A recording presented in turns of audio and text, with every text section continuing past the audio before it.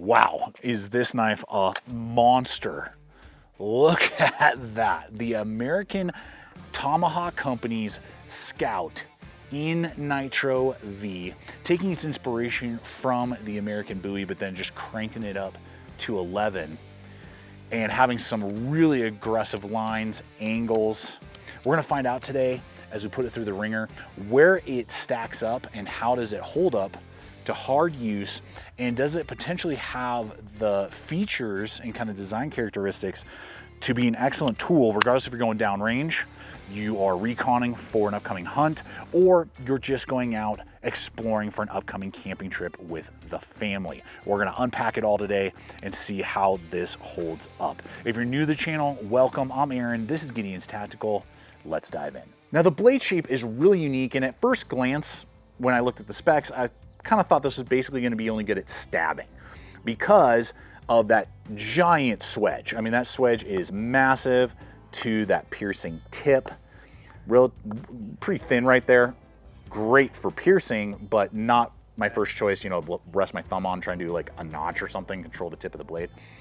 And it's got really broad with 3/16 of an inch thick stock. And actually it's kind of narrower near the neck and tapers up and then down.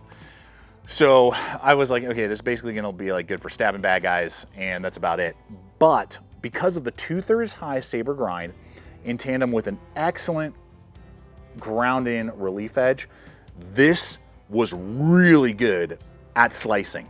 It removes the meat on a piece of wood very easily. I could easily get the angle to make a feather stick if needed, and went right through man-made material like a seatbelt or toe strap, you know, cordage, that type of stuff. Really went through it well because of the relief edge. Now we're going to talk about how that might play into the type of steel that they chose and why that they were willing and able to do that. But the overall performance I was really pleased with. Now I'd put the knife into the like utility, potentially field knife category, being able to check a lot of boxes and be a jack of all trades. Now before we address the steel choice, I do want to invite you guys to like and subscribe.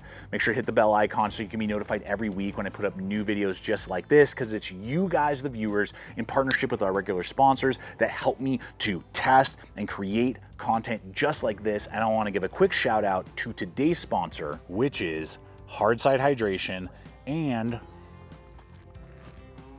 their swig rig systems. What? I'm just staying hydrated. Because here's the deal, guys. Dane and Dustin, the founders of this American-based company, really have come up with a solution that myself and friends and family were looking for years when we would go hiking, backpacking, and camping. Giving us hands-free hydration using a hydration hose so we don't have to pour our water bottles out of our backpacks, but attaching it to a rigid water bottle instead of those cumbersome, difficult to clean, and potentially leaky water bladders that take up space inside your pack. These swig rig systems, the original being able to attach to most wide mouth water bottles like a 32 or 48 ounce Nalgene, allow you to drink and then quick disconnect when you get to camp to use around your campsite. Way easier to clean, less likely to leak and cause issues inside your pack. And then there's the ultralight swig rig, which can attach to 28mm mouth water bottles, say like a Smart bottle, when you want to cut down on weight and not carry maybe a super heavy, dense water bottle like a Nalgene. So it gives you options, but it gives you a ton of capability. And I'm just really proud to have them as a regular sponsor here at the channel, because they're giving a solution to a problem that many of us have found over the years. So I'll have a link popping up right here, as well as in the description box below, over to the Hardside Hydration website, so you can start exploring all the different options. I also have an exclusive 10% off promo code that will help you save a little bit of scratch so that you guys can better streamline your hydration systems when you're going out on all of your adventures. Now, I really like the steel choice of Nitro-V on the Scout Rockweld 59-60. It is basically an upgraded formula with nitrogen and vanadium over AEBL. So you're actually gonna get, it's gonna have an edge, pun intended, on wear resistance and toughness over AEBL and steels like Sandvik 14C28N. So if you're familiar with those type of steels, The Nitro-V is actually going to have an edge over them in the areas that you would want for a knife like this, of better edge retention and durability, while still being a stainless steel.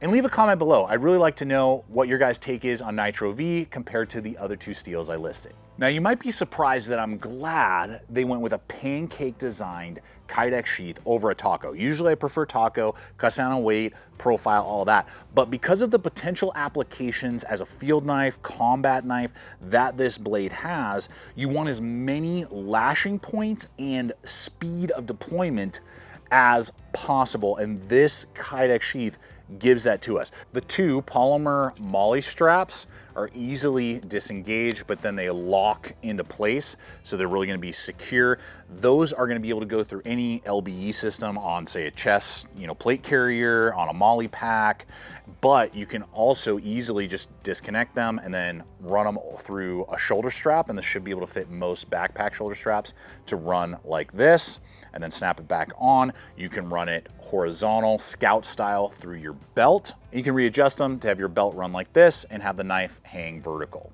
Or you can obviously take those off and do Bladehq locks, molly locks, whatever your preferred attachment design is. Now, for hunting or stealth missions, very quiet, excellent tension. So I mean, just they dialed in the perfect amount of tension, because if you need to acquire the blade and use it extremely quickly, you have a good thumb ramp right there, so I can either, because partly the way that the handle is designed with that cut in, boom, no walk up, I'm ready to stab. Or even in a reverse grip, I'm trying to give you guys a good angle there, your pinky goes right there, bam, you can see no walk up needed, my thumb is already right there, bam, ready to stab, ready to deploy the blade in that. So quick acquisition of the tool with no walk up or fumbling of the tool is a really good design feature, not only with the ergonomics, but in tandem with the sheath. Now, the handle is designed with maximum lockage in mind, meaning it is going to keep you locked into place for very aggressive sweep cuts, stabbing, and hard push cuts. That doesn't mean that's not ergonomic, but to give you some perspective, here is the American Tomahawk Company's RIFLEMAN. You can just see how simple and organic and just kind of sweeping the handle is, whereas on this we have a lot more aggressive ribbing, jimping, finger cut-ins, and sweeping on the back. Now I'm going to unpack all of that, but if you are looking at something that's purely for bushcraft, you're just going to be carving around the campsite for 2 hours, something like that RIFLEMAN, something like this AK 4.5, just a very simple, rounded, very basic design will accentuate long carving situations, but those would not be the first choice if I'm doing slashing and piercing and hard utility cutting, and that's really where I feel like the design excels, because we're getting G10 handle scales, and they have actually grade 5 titanium fasteners, so that's pretty cool. Those fasteners are just super sweet. And the G10 is, I would say, high polish on the shoulders for good contouring. And then you've got these cut-ins right here, the ribbing on either side, that really locked me into place, obviously giving me really good traction. But even when I bear down and I'm just squeezing, it doesn't create any sort of undue pressure, but gives me the traction that I would want. Now, I wear large size gloves, as you guys know, and my knuckle span from knuckle to knuckle there is 3¼ inches. The bird beak to guard is 3.75 inches. So when I lock in, you can see how much real estate I have left over there. So even with big leather gloves on, I would easily be able to grip the tool. My finger does not float because of the nice thick handle. It's a girthy handle at a thickness right here of 0.8, and it holds that all the way through. There's no tapering, there's no like in and outs, anything like that. So shoulders have been rounded, flat on the sides with that jimping right there. Then you have this really deep jimping right there, so that if I'm locked in and I'm trying to do a stab or a big hard slice, it really has me locked in. But if I'm carving, I can move up, put my thumb right there on that little flat portion, and that's actually where I would naturally want to put pressure if I was doing a push cut for, say, a feather stick, something like that. And then ultimately on the back end there, so that regardless if I have it in an ice pick you know, reverse hammer grip for stabbing. My thumb just naturally wants to rest right there, locking me deep into place, not causing a shock or impact. And then again, if I hold it in this format as well for a stab or a sweep, I feel completely in control because of the contouring of the tool. But for like chest lever grips and, you know, like fine carving and making wood spirits and practicing all my notching on a tri-stick, you know, this is not going to be the ideal handle design for that type of work. And the balance point is right there inside that front finger groove. Now let's talk pricing, and I have two competitive options for us to consider when we're looking at the Scout. Now this all-American made Nitro-V blade is gonna go for $245. I will have links in the description box below. It'll be popping up here as well, over to the affiliate networks I partner with. So if you feel like it's time to pull the trigger, appreciate when you check those out. I do appreciate American Tomahawk Company sending me this sample so I could test it out, show you pros, cons, what it's capable of, where it's limited in, so you guys can make a wise choice if it's really worth throwing in rotation or not. As a quick example, we also have the previously reviewed RIFLEMAN from American Tomahawk Company in AEBL, same Rockwell, 59 to 60. There you go, but it's gonna be thinner, it's lighter, it's a little bit longer, definitely more organic, kind of in that, you know, old American trapper, I think of, and frontiersman design. Definitely more focused on like woods crafting and just general utility, not quite as an aggressive design. That's gonna be about $235 last I checked. You are gonna get this really nice leather, so if you're into that sheath that is ambidextrous, pretty cool little design there. A classic design right there as a variant. And then if you're looking for more of like a combat slash, you know, utility knife, kind of more in the vein of the Scout, one that came to mind is my M311 from Acton on Verba, Czech-made knife, L-Max, micarta, very aggressive, but similar kind of in capability. And this one's gonna be running, they usually go over 300, like 300 to 375, depending on like pattern and some things like that. Comes with a similar kind of idea'd Kydex sheath right there. The L-Max will hold its edge longer than Nitro-V, but it's gonna be harder to resharpen in the field. So that's something just kind of to weigh there, but that is a very good option as well. The American Tomahawk's Scout definitely has a lot going for it, and especially with the type of blade steel and edge geometry and just the blade shape, you're gonna be hard pressed to find a lot of knives that kind of fit into this category with that steel and, you know, USA made.